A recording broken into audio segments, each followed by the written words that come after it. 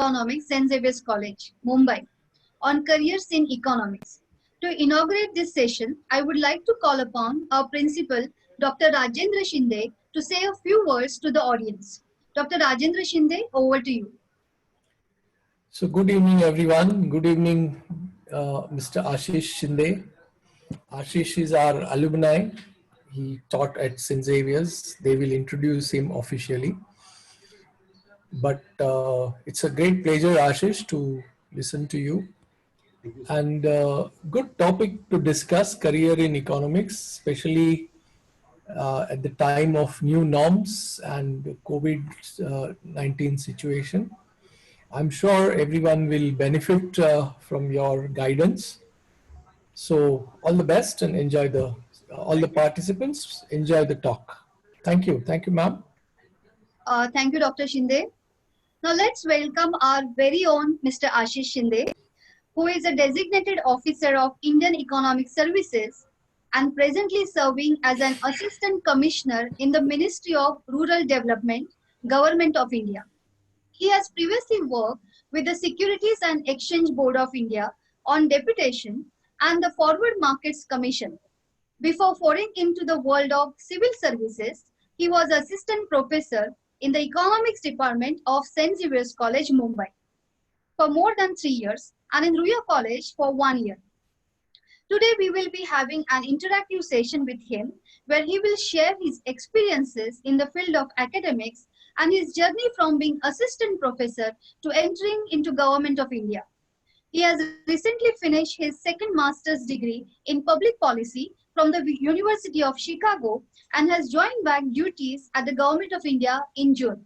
So welcome Ashish once again in St. Xavier's College, but on a different platform. So Ashish, tell us a brief about your personal background.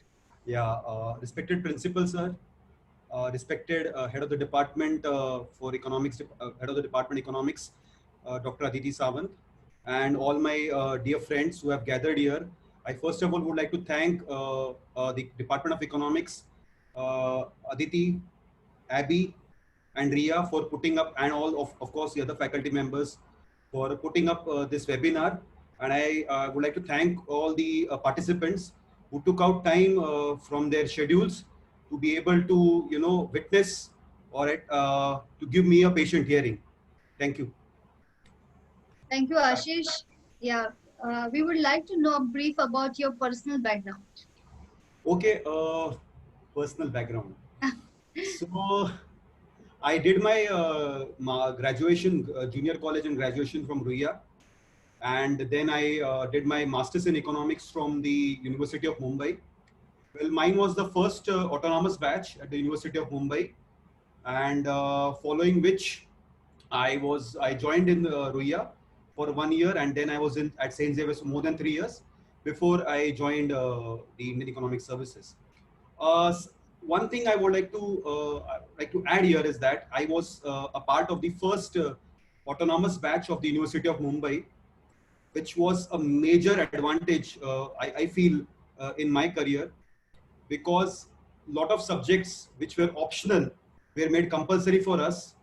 The semester system was introduced, which we had a mid-sem exam and an end-sem exam, which really helped me a lot inculcate the habit of regular studies, and just keeping updated with whatever is happening, and not most importantly not ignoring any particular topic from the syllabus. So that was there. I feel the credit for this goes to my mother, because normally like during our times, after the 10th, science was supposed to be a popular career choice. But in spite of getting decent amount of percentage to be able to get into science college, science stream, I thought I persisted with my mother to join arts, and she was kind enough to not just allow me but also support me in whatever I did. So this is like a brief personal background of mine. Yeah, thank you, Ashish. Your mother is also professor. Your brother is into medical sciences, but you choose altogether a different career path, right? And I'm sure that your mother and your family has helped you a lot to get into totally different career, and and you succeed in all that. So congratulations. Thank you. The second question I would like to ask you that why did you shift from academics to civil services? Okay. So, like, when I was in my school, I was about to finish my school. I always, I don't know, I just had that dream that, someday I will join the civil services. Someday I want to work for the government of India. And that was, I mean, it was about in eighth or ninth. Now, during my days, we did not have internet or Google. So all I could do is just gather some bits and pieces from friends or maybe some acquaintances who used to guide. So when I was in my ninth standard or maybe 10th standard, I started, reading newspapers, developing that habit, reading journals and magazines, which normally, and there in that, I realized, what amount of effort and what kind of, duties the civil services or the bureaucrats in the government of India play. So because of all these things, I had always decided to join. And then I would say when I finished my masters, there were two things. My mother had told me that you have decided to join the civil services, but that is not going to be a single jump. You have to take steps. And those steps, she essentially said that you have drawn a picture. Now you have to connect the dots to complete the picture. So don't just think of, jumping from one thing to civil services. Just take some intermediate steps in between, which will strengthen your career and which will make you more confident. So I was fortunate enough, I would say now, that this recession, which happened in 2008 and 9, which when I passed out from masters, I mean, that really helped me. And I was offered a job at Ruia immediately after I finished my masters. There, when I joined Ruia, I cleared the SET and the NET examinations. I considered those examinations as, something like target practice. So if you have to, succeed in a difficult examination, you have to make sure that you are able to, study at that kind of level. And that is the reason why I cleared the NET and SET examinations. Then, of course, I joined Xavier's. So students and the department has played a huge role in me getting into civil services.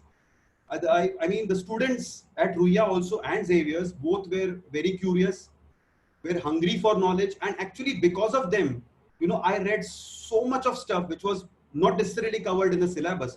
But I realized that, this preparation really helped me a lot when it came to clearing papers on Indian economy and general studies. So this was it. I mean, it was a conscious decision. I'm fortunate and lucky enough that I got support from my loved ones, and I'm happy that I've made up to here. Thank you. Yeah, Ashish, I remember that when you were teaching in St. Xavier's College, you used to write a lot. You used to make your own notes, and I hardly remember that you use any textbook or any reference book. You have that habit to prepare your own notes and then design the syllabus, or maybe design your own syllabus as per the requirement. And now, one thing I would like to ask over here that many students after their graduation they prefer to take a break, mainly for the preparation of civil services. But in your case, you have not taken a break. After your post graduation, you immediately joined Ruia College.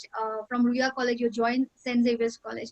So, what is your suggestion at personal level? Like, do you suggest our students to take a proper break for the preparation, or they should join a service and through the service or maybe experience they should prepare for the civil exams? What is your take on this? Well, I think, it's actually a personal choice, whichever way the person is comfortable. But if you ask me, I would always say that it is not sufficient. It is not good if you actually take a break. You know, when you graduate, when you do your masters, you are in the rhythm. You are in that habit of studying. And immediately when you leave everything and just sit back on preparation, now I'm not, because I myself never joined any classes for preparation. I don't know the kind of coaching classes and the quality. We do have coaching classes in Mumbai and Pune, but I'm not sure about the quality. But it always helps if you are, working something, learning something, and the best possible thing would be, if they have some kind of teaching experience, because teaching helps a lot in getting your concepts and basics clear. And that is what they test in UPSC. They need to know whether you have that basic amount of understanding, the basic common sense. This is the main test. I mean, it's not that UPSC is using some syllabus which we have never learned in our life. No, it's not like that. So for that, I feel you need to be in that habit. I am of the opinion that if you take a break, you tend to become, bit lethargic. You may not. I'm not saying it will happen every time, but it's better to be engaged, be equipped. And I thought that, when I worked in Xavier's and when I taught in Xavier's, it made me more mature to be able to think about the questions, think about the policy decisions which government of India is to take, think from it from a critical angle. So I would not recommend people to take a break. Okay, thanks, Ashish. Our students are eagerly waiting for career guidance from you on the basis of experience and the journey you have so far. So could you please guide them? Yeah, okay. So for the this also being the main theme of today's webinar, I have prepared not a detailed one, a very basic and a very short presentation, and I promise not to bore anybody with this stuff. So I guess Vivian has already shared the screen. Vivian, or do you need me to share the screen? I stopped the. Okay, okay, I'll share the screen. I'll share the screen.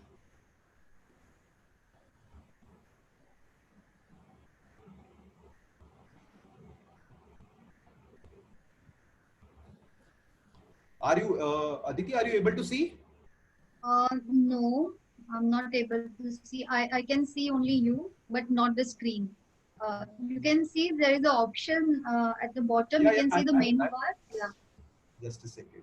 Just Yeah, click it's on coming. that. Is it coming? Yes, yes. I'll, is it okay? Fine. Yeah, yeah. Now we can see. So Aditi has already introduced me. I'll go to the second slide. Okay, so we all know economics is called the queen of social sciences, and it is called for a reason. Like, we all know that this subject is offered in all the three streams. Not only just that, it is also like the professional courses like MBA, MMS, BMS, etc. They have core courses on micro and macroeconomics and maybe other stuff also. Even some foreign universities, I know Boston University and some universities in the Europe, they confer, and even IITs in India, they confer the degree as MSc Economics, which means that they consider economics as pretty close to something like a perfect science or a science, I would say.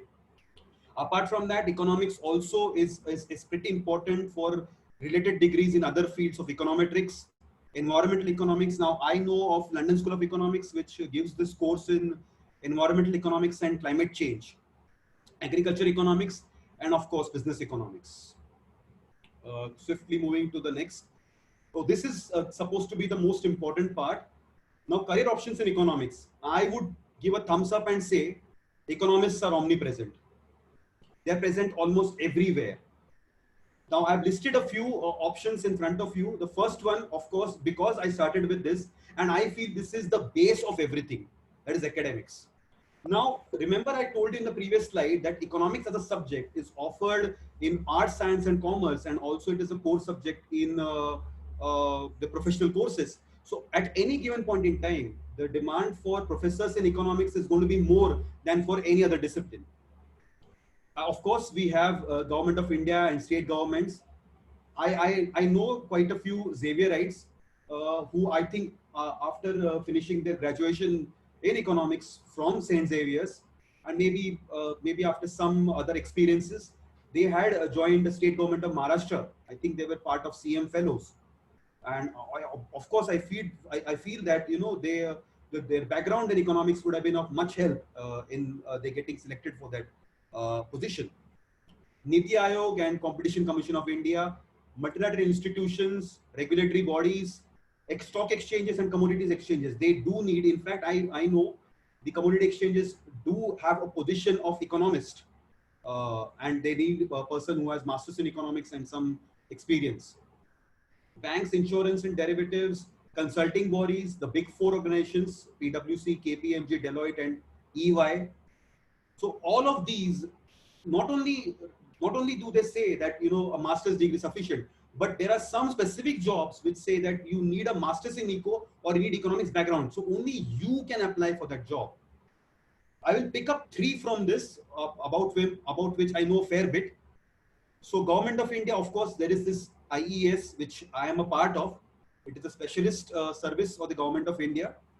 And it does not harm, because even if you are an economics graduate or an economics postgraduate, you can still appear for the IAS and other group A services like the revenue services. So being in economics, you can eye two birds in one go.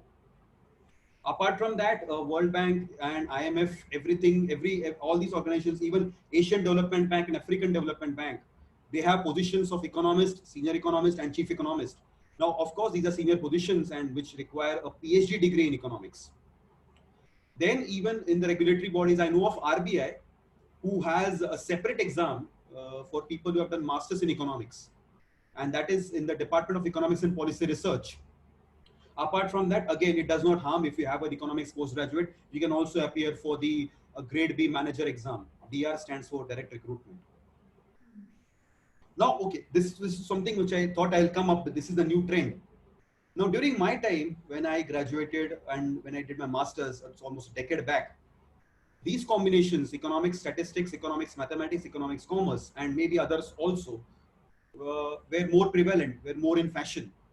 Well, now, not only do you need to have a knowledge of all these things, the new and upcoming ones are economics with public policy, which is what I just got. Last month, I completed my master's in public policy. Then we have economics and law, and believe me, economics and law is right now, the demand for these jobs who have a background in law and economics is much more than the supply. So this is a degree and this is something to watch out for. Economics and environmental studies, I just mentioned, in London School, and in the age of global warming, you will always get an edge if you know economics and if you are also aware, or if you also have studied environmental studies in pretty much detail, like a master's course in that. And economics plus data analysis. Now here I mean knowledge of some kind of programming language. You have R, you have Python, you have MyLab, I guess you have Stata, you have eViews. But today, data is the new oil. And if you really want to succeed, you need to make sense with data. You need to be able to crunch data, crunch figures, do some kind of analysis, and only then you will be able to come up with some conclusion. So economics with data analysis, I mean, these are the new emerging combinations. So if you really want to keep, and these things, at least in my opinion, are here to stay for the next 5 to 10 years. I mean, I have seen positions being offered in India, like in Amazon, even in Facebook, even in WhatsApp. These positions are public policy manager. So they need you to have a background in economics plus a degree in public policy. And I guess this is my last slide. I mean, just a brief of what I had in University of Chicago. Mm-hmm. Now, we economists are all fascinated by objective function. What do we seek to maximize? What do we seek to minimize? And there is, of course, a constraint. When we are studying public policy, the objective function is same. I'm sure people who have done public economics are aware of social welfare functions. So the objective function is the same. The constraints here undergo a massive change, and this is where public policy comes into picture. Students of international economics, and even Aditi, being a professor of international economics, would agree that we all say theoretically and in textbook, free trade is the best policy. It will increase the income of both the countries, increase employment, and there is more production everywhere. But still then, why do we have trade wars? What economic rationale it has? It does not have an economic rationale. It has a rationale from the point of view of analytical politics. A policy maker or a politician will always seek to implement that policy which maximizes his votes. And this is where the constraint comes under public policy. We have often heard of things which say good economics is bad politics and bad politics is good economics. So something like that. In public policy, you will also learn a lot about program evaluation. This is very important. There are specific positions opening in World Bank which ask you if you have done courses on program evaluation, because it's very essential. If you want to evaluate the success or failure of a program, it has to depend on some parameters. So these things you will learn in public policy. Cost benefit analysis, of course, it's no news that it has been used in the governments, state governments, and even the local municipal bodies before undertaking any project or any investment. And the last thing is just simply what we were taught at the University of Chicago. Use data to design evidence-based policy making. So that is why I told my previous slide, knowledge of data analysis, knowledge of some programming language is now becoming more and more essential. And this is what I end with. Well, this is a lovely and most memorable picture. This was the farewell which I got from the students of St. Xavier's. I'm glad to be in touch with many of these people. And I think this was the batch which passed out in 2014. So I think this is what I have from my end. Hope it was helpful for you people. Yeah, thanks, Ashish. Yeah, and you mentioned that this is the last slide. I would like to say that this is not the last slide, and there are many more opportunities coming up in Xavier's, and I'm sure that you will be a part of that. Now, you just mentioned about data analytics, and you also mentioned learning some language, which is must and very required, to survive in today's world. So I would like to know the basic difference between traditional and modern economics learning, because nowadays students also get confused. They apply for master's degree, in various universities, especially in India or maybe abroad. And there are some universities which specifically offer traditional courses, and some universities they offer modern economic courses. So what is your take on this, and how should a student choose between traditional and modern economic courses? I think I would be biased if I answer this now. I think it's a clear choice. You have to go for what is the modern approach. And the modern approach, as I also told in my slide, you need to know, if you want to be a good economist, you need to have company of maths and stats, and plus some additional new combinations which are coming up along with economics.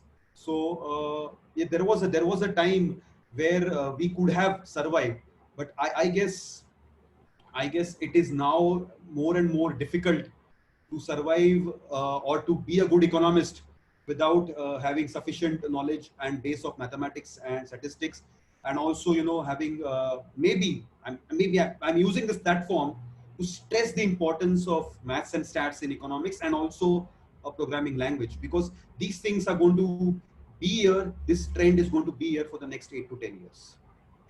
Okay. So I think students who are applying abroad or maybe various universities in India, they should check that. If I could just interrupt you for a bit, I'm sorry. I forgot to mention one thing. Now, when I started with the Masters in Public, the MA Public Policy degree, which I had, even the University of Chicago had a 1-month preparatory maths camp to give us all the essential mathematical tools, so that when we actually kickstart our program, we start our program generally in October. So the entire month of September, and this is a part of the fees which we pay for the entire degree. So they also had a special maths camp, so that people, when they start their actual degree, which is in October, so they are not like surprised, or they are not like just intimidated by the amount of equations and the amount of stuff we will have to do. Even you would be surprised if I tell you that I actually went through so many models, mathematical models of voting behavior. Okay. and which we never thought. I mean, let's say if analytical politics, if I told you analytical politics was one of the more important parts of public policy, that actually had mathematical models of voting, and those you cannot understand or cannot reply without you having a decent amount of knowledge for maths. Which is why when I was in my third year, I'm not saying that you need to know all those abstract and complicated mathematics, but you need to know that amount of maths and stats which is essential for an economist. Yeah, You can go that ahead. is that is very important suggestion to our students. um, Nowadays everybody is panic and disturbed because of corona pandemic, and I'm sure that you are aware of the problems faced by Indian students, because UGC or state government as well as university is not able to come to any clear decision. So from that background, I would like to know that what are the challenges you think during the corona pandemic for admissions in foreign universities? Fine. So we all know universities in foreign, or getting admission into foreign universities, or having foreign education has derived demand. You want to get a degree there because you feel you can get to work there, you can get to earn more, you can get better exposure there, and with that, if you happen to come back in India, you would be in a decent position when you apply for a job in India as well. So that is there. Now, of course, we all are aware we all would have read in the news about the new visa rules. I mean, the clear picture is yet to come. But if this is the fact, this is the thing, I foresee that the demand for education in the United States should definitely come down because of all these factors, because of the unwelcome scenario there.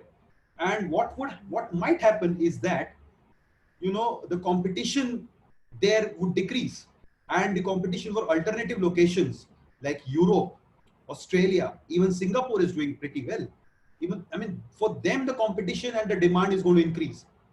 I would just point out, you would be aware that Canada now is giving permanent residency permits.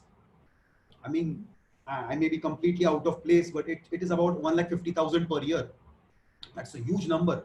So why not, just go to Canada, get a degree, your residency and all these things are sorted out, and then get a job there. If anyone is thinking of going to America, is prepared for that climatic conditions, Canada is no different. And even things in Europe. I mean, Europe is also can become an attractive destination because Europe offers lot of scholarships, and it's my personal experience that Europe will offer you always more scholarship, other things being equal, as compared to the scholarships you will get in USA. Okay. But of course, as I said, the picture is yet to be clear. Universities will be definitely universities in America will be definitely fighting to reverse this rule or make it less harsh, because see, it is like a lose situation for the universities. Universities in USA are more dependent on international students. Secondly, you just think, if the international student, let's say Indian student goes there, he will go there, he will work hard, he will study, he will not pose any threat to the law and order system. Of course not. In fact, he being there will add to their economy. His parents would be having back and forth trips. He would be the one who will be paying more fee as compared to the local American student. So, I mean, so we have to wait for the picture to become clearer. But if the picture stays like this, then I definitely feel the demand and the competition for US universities will decline. Okay. Yeah. So, I asked this question because many of my third year students, around 15 to 20% of the students, they have applied in foreign universities. But so far, there is no decision taken by the UGC as well as state government.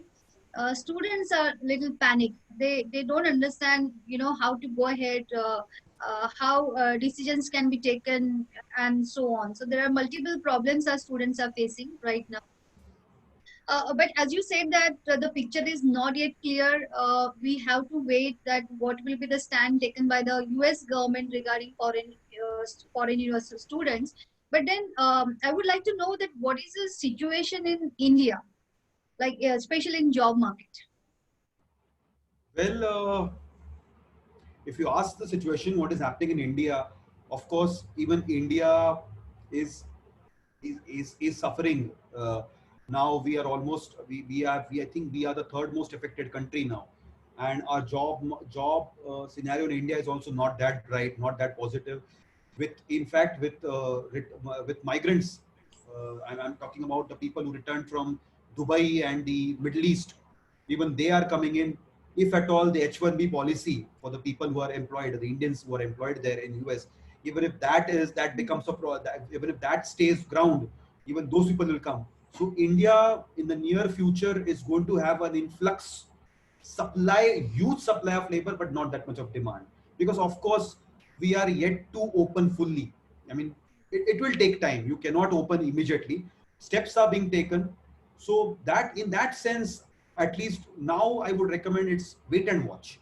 And if you feel what to be done, just go on for online certifications, study for exams, study online, take online classes. You have so many courses on EDX, get certifications, because this is the time. I mean, everybody I obviously understand, even I am working from home and I am finding it so difficult. Okay. So go for the online certifications, learn programming languages online to the extent possible. If you people feel that tomorrow, in the next year, not this year, if you want to go for a degree in economics, maybe take video lessons from Khan Academy or anything in mathematics. Use this time. But right now you have to wait and watch, look for the clues, and then only you can. No, nothing stops you from applying, for that matter. But it will take some time for. That's what I personally feel. It will still take some more time for the things Okay. to. As you also pointed out, people are not yet aware whether exams will be held or not. Will exams be held only for professional degrees like engineering and medicine, or will they be the final year exams I'm talking about? Will they be held for even the BA and MA students? So we have to wait, and so use this time for sharpening your skills, so that tomorrow when the economy opens up, you are ready. It's not that you are then when the economy opens up, then you think of, okay, now I will start working on these skills, because now these are we all know what is important now. Okay. Yeah. Thanks, Ashish. We all know that situation is really difficult, and it's more difficult to sustain in the job market. So, what guidance would you like to give to students to sustain in the job market? Learn, upgrade, and repeat. Keep on learning, keep on learning. I think one reason why I feel I could achieve whatever little I could is because I never quit on learning. I always thought that like after I finished my masters, I went to teaching. In teaching also I learned so many new things. Then again, when I went into civil services, so there also I learned. I tried to understand, get from the market what could be the trend, take informed decisions, talk to peers, keep on giving hard work. I mean, my mother always used to say that UPSC or civil services is not your final destination. So it's not that once you have cleared, it's done. You have achieved everything. No. So now, as I just said in my previous answer as well, go for certifications. I mean, people would be aware that even BSC, Bombay Stock Exchange, has so many certificate courses in stock markets, in derivatives markets. Now, all these things, all these certifications will help a lot. They charge about a fee of maybe 18 to 20,000, if I'm not mistaken. So pay the fees, study hard, get the knowledge toolkit in your hand. So tomorrow, when things open up, you are prepared. Ashish, one question I would like to ask from those students who are not from urban background, but those who have come from villages. And since you are working with the Ministry of Rural Development, and I'm sure that you are aware of the problems faced by those students who are those who are not that much privileged and those who do not have access to internet and also, what suggestion or guidance would you like to give for them? Okay, so if of course we know internet connectivity is a problem, though I think it has improved. It has improved. It's not a problem which it was about 8 to 10 years ago when I was planning or I was preparing. So for these people, I think if they have decided what thing to do, I mean, bank examinations are there. You can even appear for, now I would say that if you're thinking of appearing for the RBI exam, what is the target practice you will have? You will give bank PO exams. So if a person there intends to appear for civil services or enter into academics for that matter, keep on looking for books, practice exams, get these books, get a lot of practice. Always keep the hard work going. Be in the league. Do something or the other. That is what I always tell everybody. Don't sit idle. Do something or the other. I mean, there are a lot. Of course, I do understand that internet connectivity becomes a major problem. Like, I am privileged. Maybe I can watch a video of Khan Academy on YouTube. The person cannot. So the next best option is for him to maybe make some arrangements for getting some maths textbook. Study from the textbook. That cannot be stopped. And I still feel that yes, this is a problem, but situation is improving. Yeah, yes, certainly. We have seen so many TikTok videos. Yes. That cannot happen on internet, right? Yeah, now TikTok is banned. I hope That is some banned, but internet is not banned. internet is not banned. I hope some academic TikTok videos can be prepared. I mean, now I've seen these apps. I have never used them. Like, we have Byju's, and there are so many learning apps which are coming up. Yes, certainly, So, certainly. yeah. So if a person is in a position to use TikTok, he can use this app. This is my suggestion. Correct. But you have to keep on working hard. There is no alternative to hard work. Yes, certainly, certainly.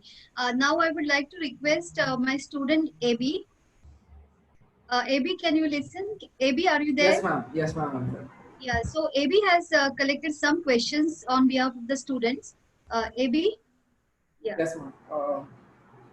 So like you mentioned throughout the whole session, that math is extremely important, and in University of Chicago they had a math camp.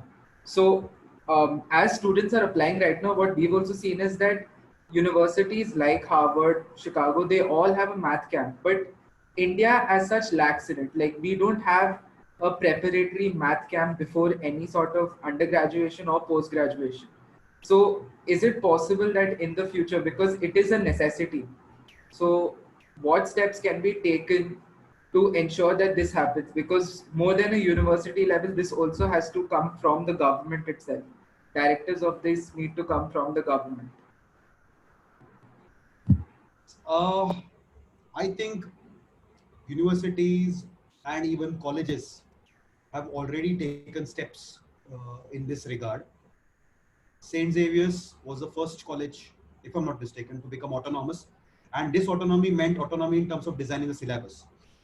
So because of that, we had the freedom. Obviously, I was very young that time, so I was learning, from the committee. And in the committee, we had many senior professors, subject experts, who would help design the syllabus. So I think slowly all other colleges in Mumbai, I don't know, but I think they would be, Ruia College has become autonomous.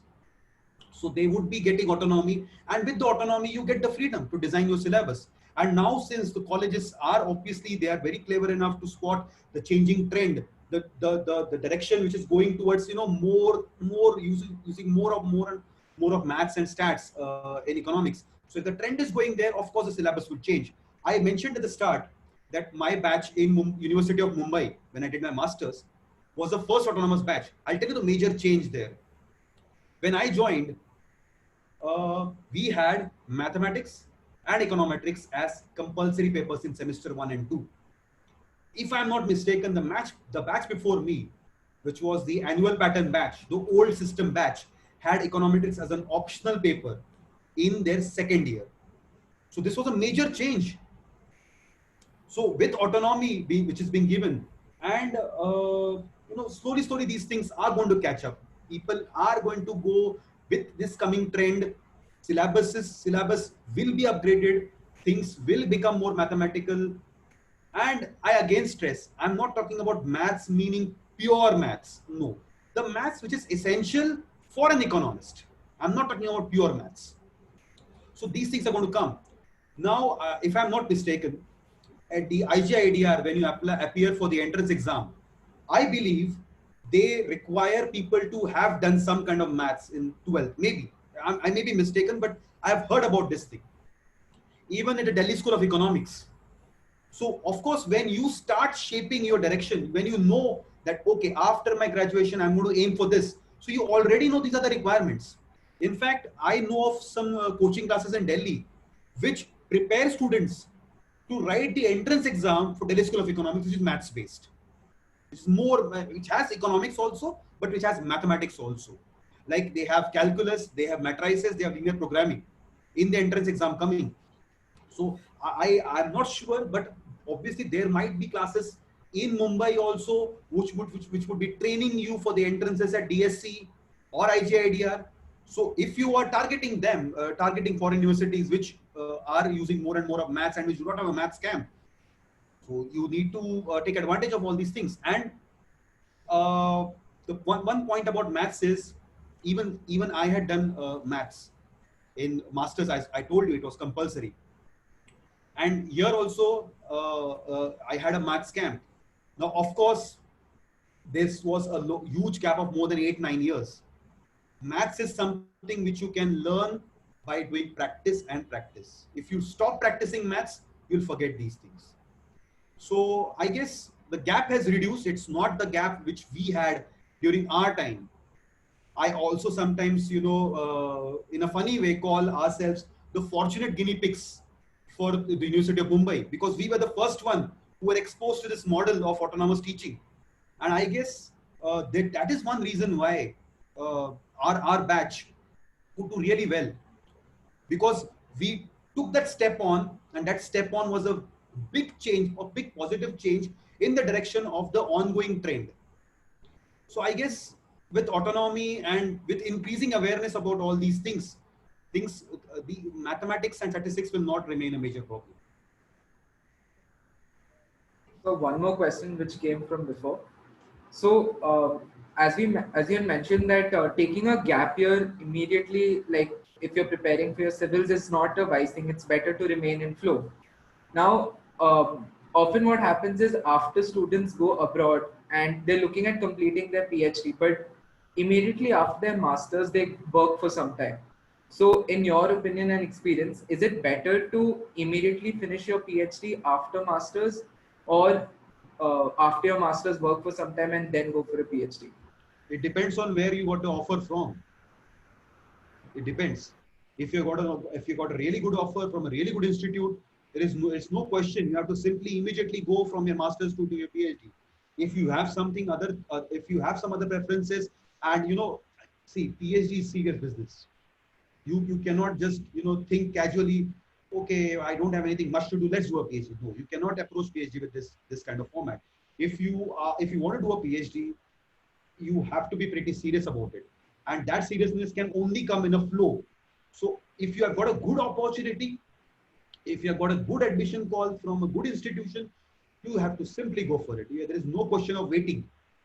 And if maybe even if you had a plan and you applied, but unfortunately you did not make the cut, then in that situations, it is better to get some kind of work experience, because that is ultimately going to matter a lot when you actually go to do your PhD. So if you got a good opportunity, you have to just go for it. There is no reason to think about it. But if you have not got, then rather than sitting idle and preparing for the PhD, I think these things keep on eventually. There is no right time. But use your time wisely, is what I want to say. Ma'am, I think we can take the questions from the chat box. Now I'll request Brother Vivian. Brother Vivian. Yes, ma'am. Yeah. Could you please take some questions from the chat box? Yeah. So there have been a barrage of questions. So I'll start with a few. I've just clubbed up a lot of them which are on public policy. So I'll ask you all of them together, then you could answer them. These are all based on public policy. Shreya Cherian wants to know what can be done with regards to public policy research. Mrinal Valvalkar wants to know, for a public policy course, to what extent having an economic background helps. Okay. So what comparative advantage does it have when compared to dense policy subjects like political science or law? Mm-hmm. Okay. Then Isha Pandey wants to know what are some good universities to do a master's in public policy. Okay, There are another few on the same. Should I continue, or would you like to answer these first? I'll answer these first. Oh, Yes. So, in terms of research, well, there are PhD programs in public policy. What more can I say about that? Like we have a PhD degree in economics, we have a PhD in public policy altogether, and that is huge amount of research. I mean, what so many policies are taken by the advanced countries, by the developing nations, by the poor African countries, even policies are taken by institutions, the World Bank, the IMF. Now, all of these policies are, of course, debatable, whether they reached, whether they got their desired results or not, whether they lagged behind, what was the lacuna. So many things are there to do.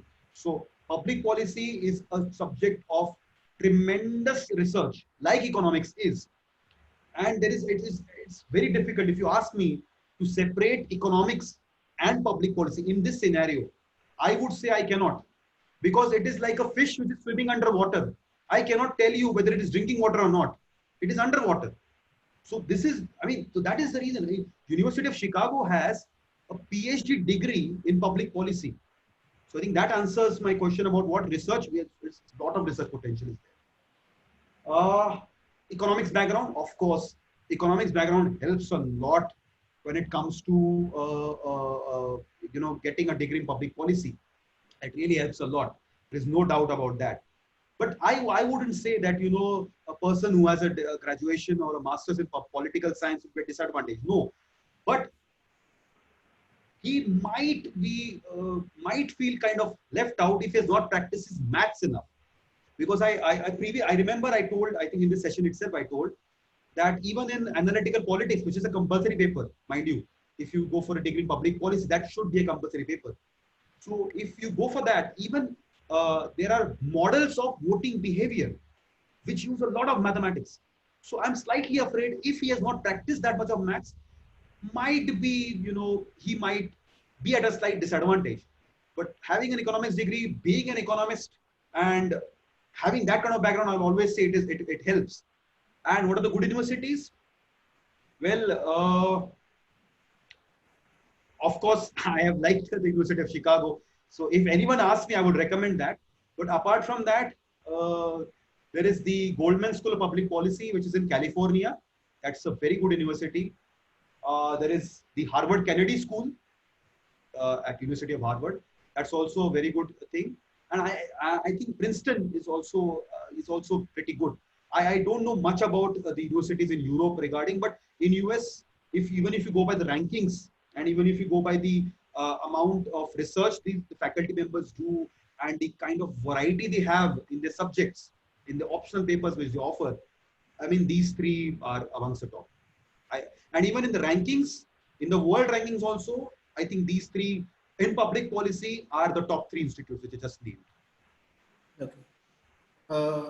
Mrinal wants to know whether it is true that the scope of public policy in India is still narrow compared to US and UK, unless coupled with another postgraduate course. Another question from Lekhabra is that she's planning to do a PG diploma from Meghnad Desai Academy of Economics. So she wants to know whether doing a PG diploma in economics has a disadvantage rather than doing a MA in economics when applying for masters in public policy. Okay. Public policy having a narrow background as compared to USA, I would disagree. Of course, US, you should not compare, first of all. But even if you happen to compare, the scope of public policy knowledge in India is growing. The demand for public policy is growing. I just listed a few examples at the start. A few companies like Amazon, Facebook, and WhatsApp, we all know how big these companies are. They are looking for a public policy manager. I mean, that says it all. Now, if these big, and these positions are in India, this is specific to Indian context, I'm saying. So, of course, if these big firms are leading, I can imagine with the smaller firms, what kind of demand you would be having for the public policy course.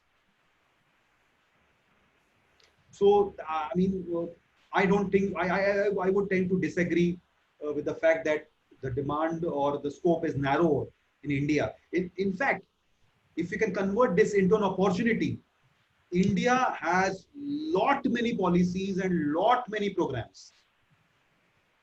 My Ministry of Rural Development has separate programs for housing, separate program for Narega, separate program for roads, separate program for self-help groups, separate programs for skill building. There's so many programs. And all of these, not now, but you just see in the next 5 to 10 years, there will be a demand for people who have background in economics and public policy.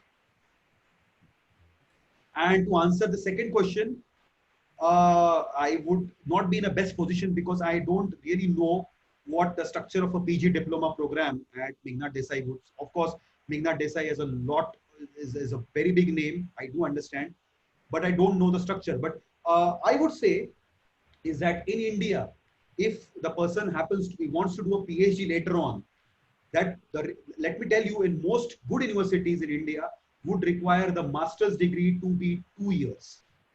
Now, if the PG diploma happens to be 1 year, which may be the case or may not be the case, I don't know, then she will be at a disadvantage.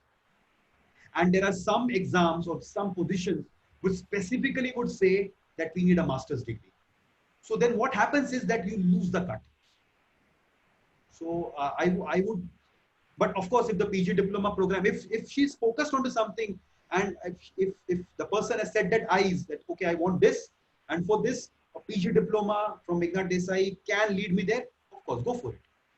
But if you're not sure what you want to hit, then better you follow that approach, which can encompass many things. So at the end of the day, you have a lot of choices. When I said you can write the Indian Economic Services as well as the IAS exam. Now, a person who does not have economics cannot write the IAS exam, but I could attempt both. So it's always better to have more choices. It does not hurt. Some other questions, sir. I'm just taking them now.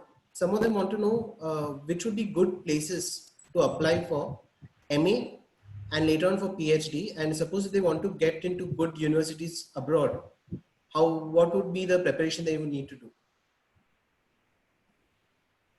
Of course, we all are aware that for getting selected abroad, you need to have, and good institutes, I'm saying, you need to have the GRE, good GRE score, good TOEFL score. These are the starting points. Of course, then, and also one thing I would like to tell you that public policy degree, a master's in public policy degree, it is a degree with you need to have some kind of experience, some work experience. It's not a degree for freshers. In exceptional situations, the university may go ahead and select a fresher, but it is not the case. So, as I was saying, so you need to have a GRE score, you need to have a TOEFL score, and then you need to have some kind of work experience if you're aiming for public policy and related degrees. If you simply want to go with a master's in economics, go.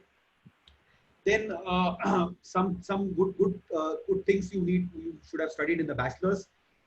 You should be mentally prepared to go for a master's immediately after a bachelor's, and then you need to have good letters of recommendation and good essays. Your essays are the most important things.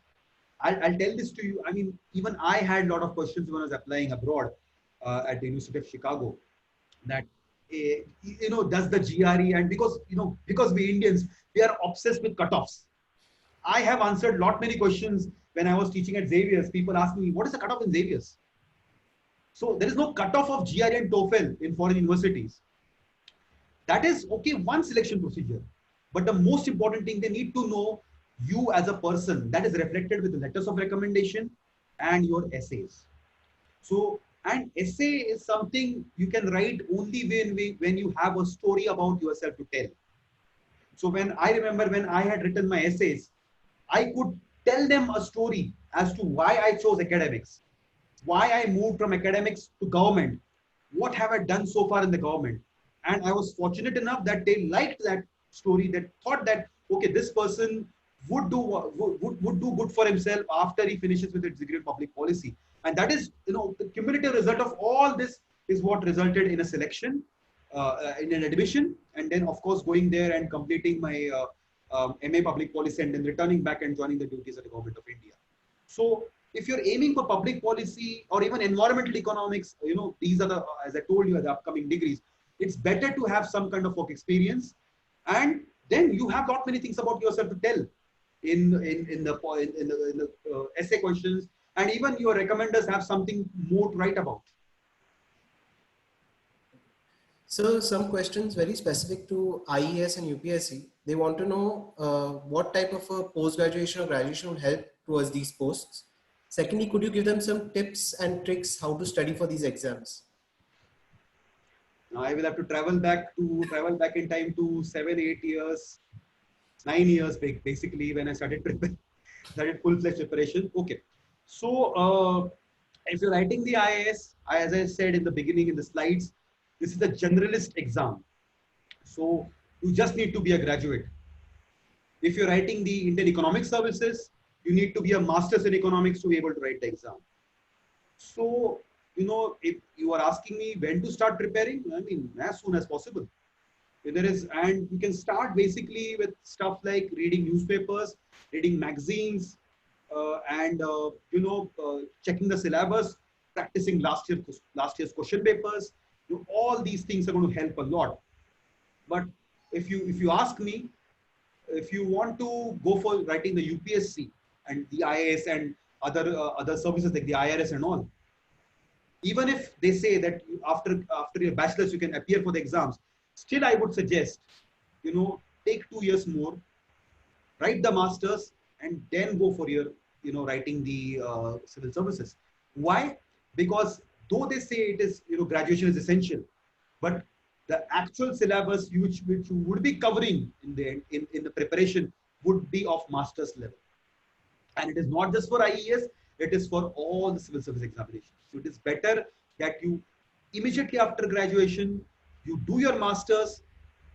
During your masters also, you side by side keep on preparing, keep yourself updated with the current latest stuff which is happening, and things will ultimately. And I myself stressed a lot of importance on solving last year's papers, and they are very easily available. And apart from that, if anybody happens to take on this goal very seriously, maybe from next few months onwards, and gives himself or herself maybe 1 full year to prepare, I would be more than happy to help. If the person, if I would be dropping my email at the end of the session.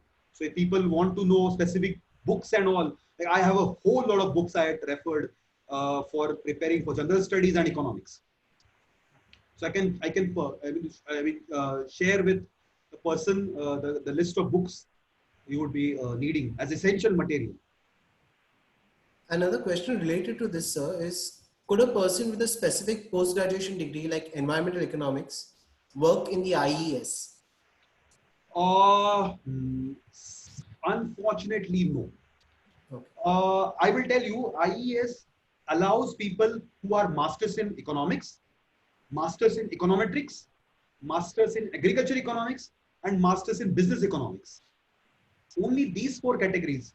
I need to just check this, but I think this is that I am not aware if they would have added. I don't think so. They have added environmental economics as a separate master's degree to be able to appear for IES. But traditionally, these 4, economics, econometrics, business economics, and agriculture economics, these 4 masters can appear for the Indian Economic Services. Okay. It is a good thing if UPSC tomorrow starts allowing people who have degree masters in environmental economics to also write the IES. It's important. But so far, I hope I'm updated with these things, because see, once you clear the exam and these things were, but I think it's not yet changed. It remains these 4 disciplines only. Then some other students have asked how could they go along pursuing a career in economics plus environmental studies, and some others with economics plus law. Okay, so economics plus law, I am not aware. I don't think so. There is a specific degree which gives you both. what you can do is have a master's in economics and then go for a degree in law. For environmental economics, yes, there are institutes in Europe which give a specific masters in environment. I told you at the start, London School of Economics is a very good program on MSc in environmental economics and climate change. So these are tailor-made programs, well-designed programs. But I am not aware of any specific program for law background. I mean, at least I have heard of stuff like you have background in economics, let's say a bachelor's degree or even a master's in economics, and then you have a degree in law. And these positions I told at the start that the demand for these positions is much more than the supply right now. In just a second. In SEBI, we have an entire legal affairs division in SEBI, which requires people who know economics and who have a background in law. Even companies tomorrow or banks tomorrow would need a position, would be able to understand what is the new law which is coming up, how to even RBI gets represented at so many cases at the Supreme Court and at higher courts also maybe.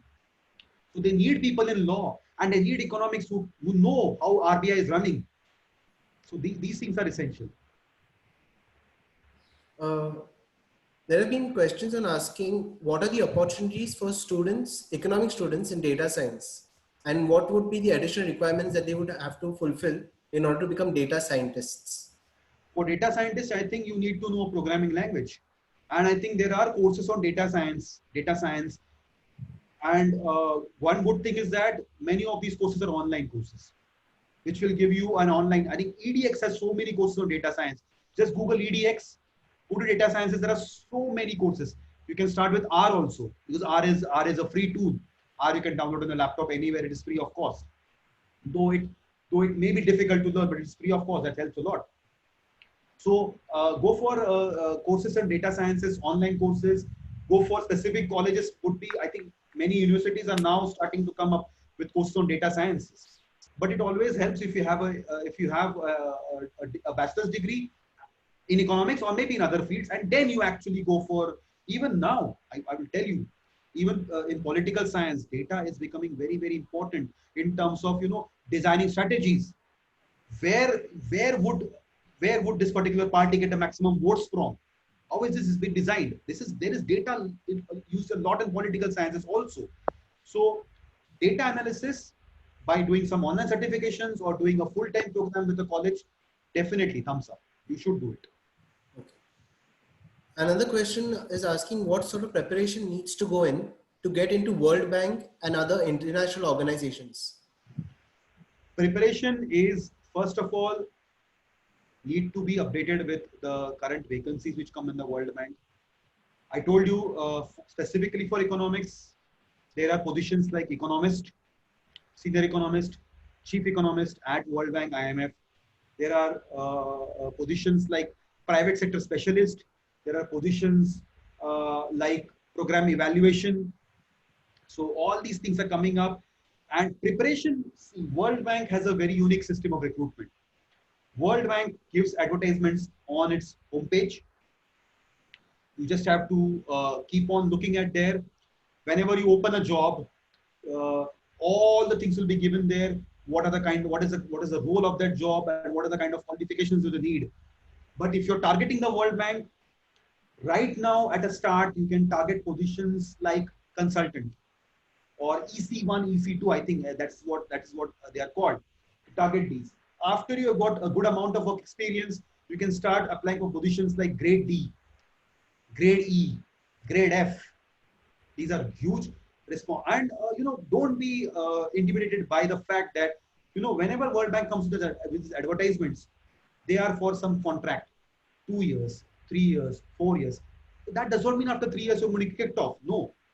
Once you enter the World Bank, if they like your style of work, if they feel you are an asset to the World Bank, you will continue. I know of people who have been in the World Bank for 15 years. So, you have to keep on observing the World Bank webpage. You have to, but I would encourage people to have some experience and then enter the World Bank. You should not immediately target the World Bank. In fact, if you want to target, I'll tell you there is, I mean, people would be aware, people in this age of internet and Google are pretty smart. We have the World Bank's Young Fellowship or Young Scholars Program, if I'm not mistaken.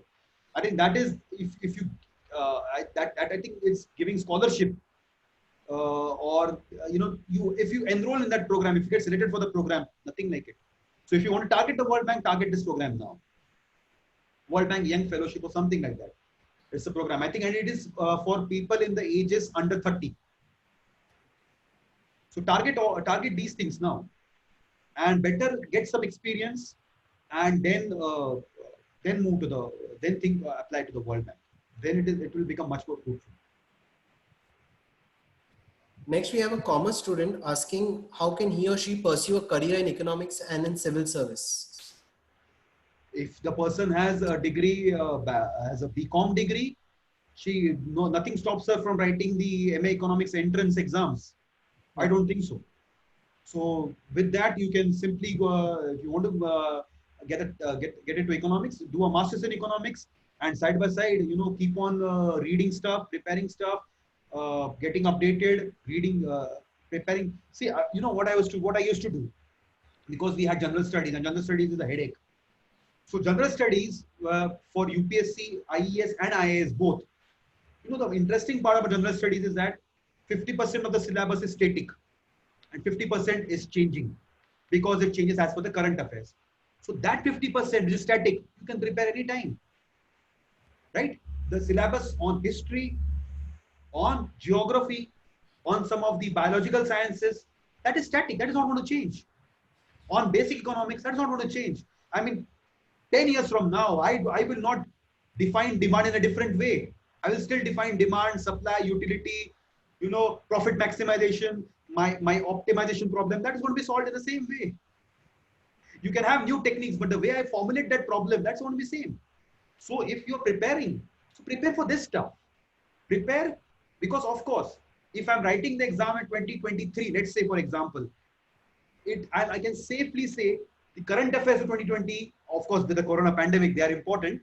But the current affairs in 2019 will not be that relevant. Come on, I mean, that is common sense. But the static syllabus in UPSC, that is not going to change. So you can prepare for that syllabus when you're doing your master's degree. That is what I did. So when I used to do my master's degree, I used to prepare for the static syllabus. So tomorrow, when I actually jump into, when I actually decide that, okay, this year I'm going to write the exam. When that was the case, of course, it really helped a lot. Okay. Another question comes from a student who's in his final year MA and is trying to do a PhD. So there are two sub questions for it. One thing is, what would be a good topic for research in economics? And secondly, what will be the type, if suppose the person wants to go for PhD study abroad, are there any scholarships or help that the government offers? I would leave the first question to be answered by Aditi, because what would be a good topic, because she has enormous teaching experience and she's already got a PhD, and she's looking forward to enrolling students also. So the person has a ready-made option available right in front of him or her. With respect to the PhD in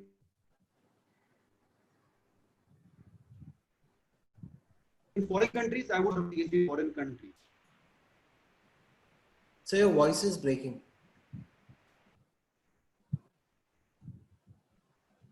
Okay. Sir? So if you're going for a PhD in foreign country, Will you be able to repeat? Your voice broken? Okay. Maybe it's because of that. Are you able to hear me now? Yes, sir. Okay. So what I was saying is that PhD in foreign countries is fully funded. So of course it's a clear choice. If you want to do it, you have to go for it. Only thing is that getting admission there is difficult. University of Chicago had about 25 to 30 admissions in PhD every year. And all of the students are fully funded. So that helps a lot. In fact, apart from getting fully funded, and I mean fully funded means, of course, the tuition and the living expense. Apart from that, you can apply and become teaching assistants, which again pays you separately as per quarter, and it pays you a good handsome sum. So if you're going for a PhD in foreign countries, you have to be serious. You have to build your application. You have to convince the selectors there that I am passionate for doing research on this subject, and this is what all I have done so far. And I need a chance where I can explore, use my experience, learn from you, and do well in this particular field. Another question is from Krishnan sir. He's asking, what are the employment prospects for economists in the private sector of the Indian economy? So we have consulting firms, because I know of them very closely. So I will tell you the specific example related to consulting firms. We have the consulting firms. Apart from the big fours, we have other so many consulting bodies. We have think tanks coming up, and these people, these organizations are in need of people who have a PhD in economics. So these openings, they generally come up, and of course they do not have, they need not follow a recruitment calendar. They recruit when they feel the need is there. Their recruitments and their vacancies are open throughout the year. So you can just apply. If they like your CV, if they like your research, if they like the work, kind of work you have done before, they would themselves call you for an interview. So these things are there. And I believe if a person has got a PhD in economics and, from a good university, good institute, he should just target the World Bank. World Bank, IMF, IFC, Asian Development Bank, African Development Bank. They should target all these things. There are specific positions which come up. Economist, senior economist. All these positions, they require people with PhD. So if you have a good PhD, you can target both of these things, consulting organizations and the multilateral organizations. Another question is from Sridhar asking, what sort of maths concepts in particular are essential for economists? Everything apart from abstract maths. Okay, to be very specific, I think you need to know calculus. You need to know matrices. You need to know, I would say limits. I think limits and continuity, and what else? Linear programming, maybe. I think that should be enough. That covers lot of stuff. And apart from that, in statistics, it is very essential to know time series and regression. We have another specific question. How many seats are there each year for IES? That keeps on changing as per the demand. Okay. That keeps on changing as per. But on an average, we have about 20 every year. See, you have to see, the reason is that there is a big filter in the initial stage itself.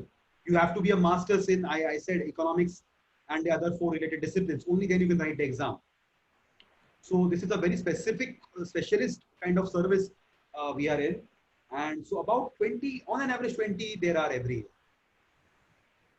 Okay, and this seems to be the last question. What are some good colleges for applying in MSc Economics and fields related to it in India? And which specialization should one opt for in doing an MSc? Okay. See, specialization is all up to your passion, your interest, whatever you like to. I can recommend finance. I can recommend international economics, which comprises of international trade and international finance, the international finance markets. I can simply recommend for development economics, but that all depends on what that person's likes and dislikes are. It all depends on that.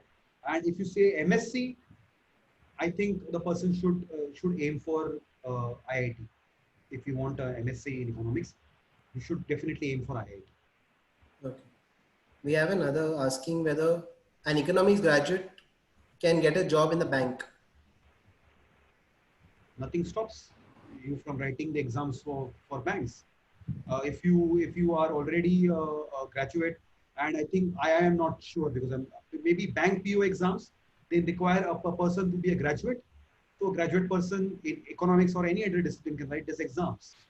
So it could help, but you can say nothing stops you from getting into the math. Okay. There's another question asked, is little personal. What is a personal day at work for an IAS officer? I get very late.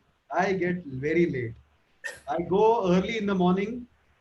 I reach office about 9:15 or something. Now, of course, because of Corona, it's not that case now. But I go at 9:50, 9:30. But by 9:30, I definitely am in my room, and I cannot leave before 7:30. So that is the case. And now with work from home, of course, I get emails on Saturdays and Sundays also. Yeah, it's hard work. I'll tell you, it is lot of hard work, because the amount of effort we people put in.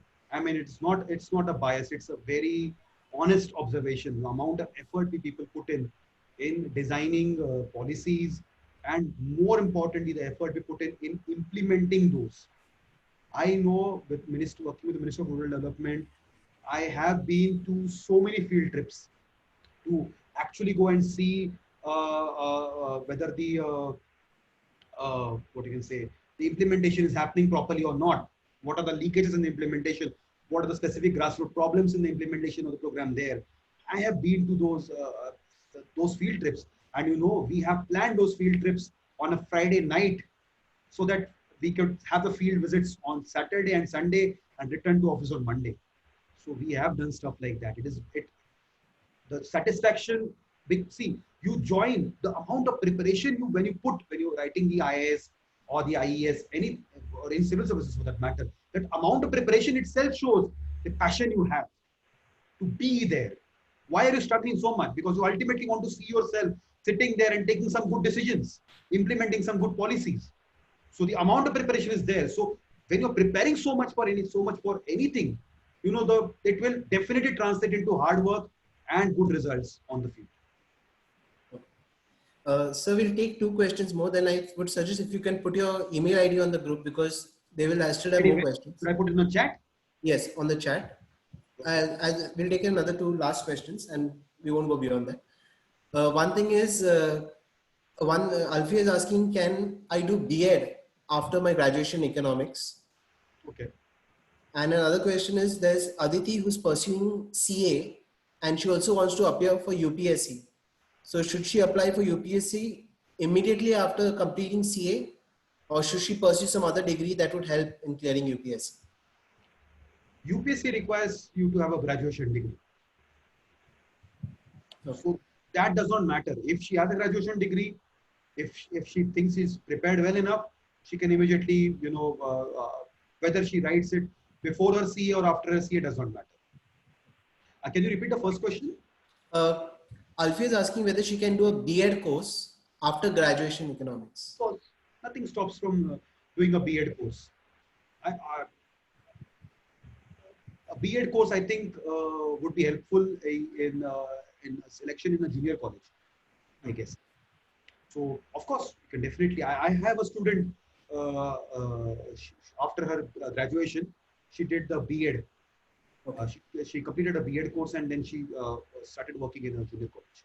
So of course, you can go for it.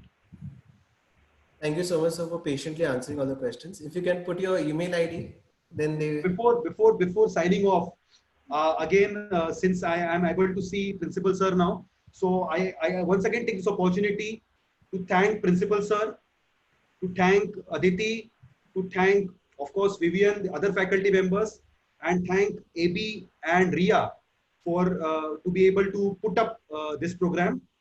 I was really happy when I was being asked if you could do, and I thought, this is a better time for me also, because right now everybody is directionless. Everybody, even I don't know what is going to happen in the near future. So best thing I thought I'll share with the people my experiences, especially when I've just come back from Chicago with my public policy degree. So I thought many people would be having questions also with regard to, is it a good time? Should we go for a master's degree abroad now? Or should we wait for some time? or what should be the job prospect, etc., etc. So I thought I'll put in my experiences and hope they were helpful. So thank you everybody once again for coming. Thanks a lot. Thank AB you, would, Ashish. Yeah. yeah. Yes, we will. AB would like to. I can Yes, sir. yeah. Just Yes, want to add a Principal, sir. couple of things. You were talking about having mathematics courses and additional courses from various Khan Academy, etc. But Xavier's has a program, ongoing program with Coursera, and Coursera has been one of the best platforms to do data analytics, AI, and mathematics, any sort of certifications. You can have a number of certifications free provided you register for them before 31st of July. This was a special program for the campuses which got affected because of COVID-19. So the facility is available, and all my if my TY students are here, Xavier students here, they can. I'm sure they have registered already, but they can choose these courses and register for more courses and finish them by 30th September. They will be free of charge. So this is an opportunity, and I agree with Ashish that maths is required, and we should be having bridge courses or the what you call CAM, those kind of courses for in maths. Thank you, Ashish. It was wonderful listening to you. I was listening entirely. I heard you. Right? Thank you. So Vivian, I'll put in my email in the chat, right? Yeah. Yes, sir. Okay, yeah, thank you, Principal, sir. Thank you, Brother Vivian. And thank you, Ashish, for joining us. Now I request AB to give vote of thanks. So Ashish sir, I would like to immensely thank you for taking your valuable time and being here with us today. I think as a student who's applying for colleges and presently in my third year, but it was very useful for me to get the personal insight which you've given into careers and how we can go about this job market, especially in today's dynamic environment. And I think all the students and everyone who was there in today's session got a lot of insight, and how you took the time to answer all of our questions in the chat box also.